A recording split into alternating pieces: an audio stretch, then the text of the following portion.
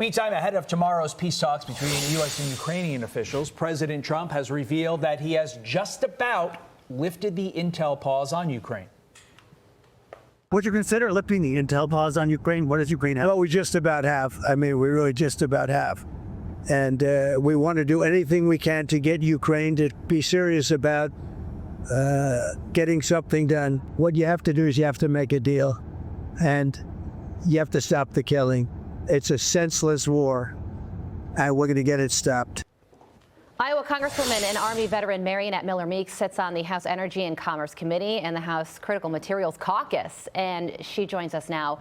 Congresswoman, good morning to you. So a positive sign there from President Trump that things are moving in the right direction ahead of this meeting in Saudi Arabia. And the goal is to set the stage for peace talks between Ukraine and Russia. So what are your expectations when it comes to this meeting, and what could come out of it later this week?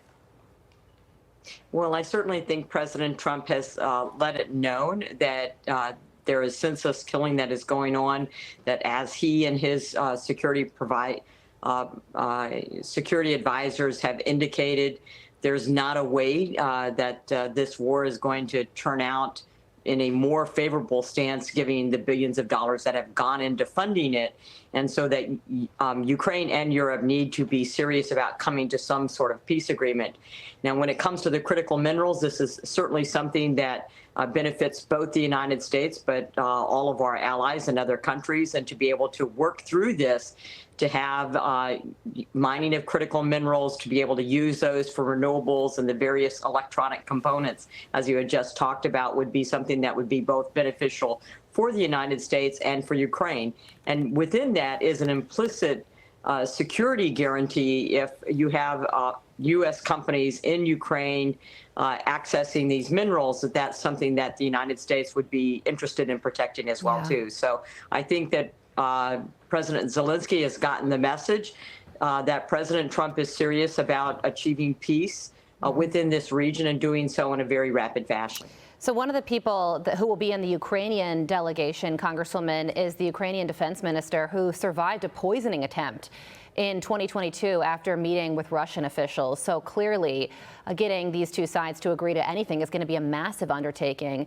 And on Friday, President Trump said that he is strongly considering large-scale sanctions on Russia if they don't come to the table. Do you think that that is what it's going to take, and do you foresee that taking place? Well, certainly. We know Russia's very aggressive. We know that Putin has poisoned other individuals. There was a recent death of Navalny while in prison.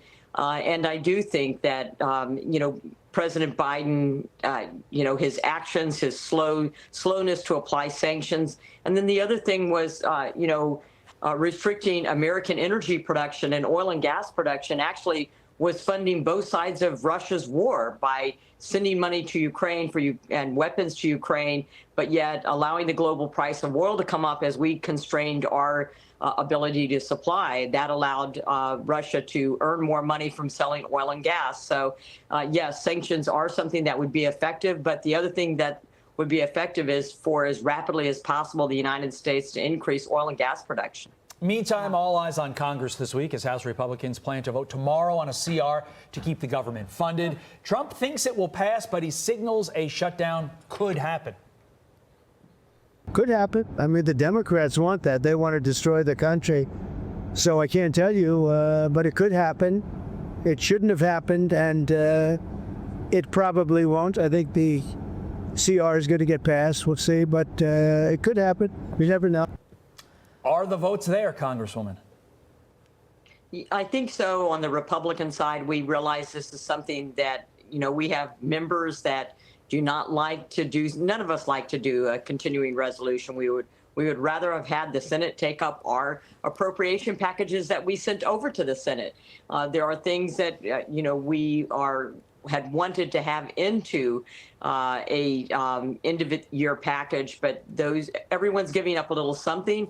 But there are certain Democrat members who have said, we should just shut down the government.